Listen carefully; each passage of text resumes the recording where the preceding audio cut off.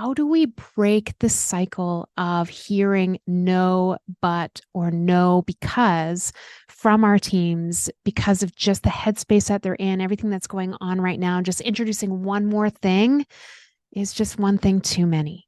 I like to switch it up, and I like to set up a meeting that's called a greenhouse. In a greenhouse, we are growing new ideas and new concepts. It's not about what we have going on right now.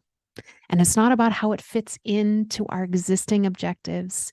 It's about taking the time and holding space for new ideas and new concepts and innovation. So we call this the greenhouse thinking versus a green light meeting. I open with that so everybody knows this is not a license for us to say yes and just go ahead and do it. We have some ideation that we need to do, and we want to hear yes and this other thing versus no because reasons that are always long when it comes to a team and things that get in the way of switching gears or learning something new in some cases.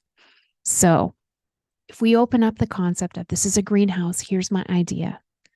I want to go around the room and everyone say yes and contribute an idea. Then we go to the next person. They say yes and this other idea, and around it goes. What can come out of that is everybody shaking off that concept of no because and getting into the yes and mindset.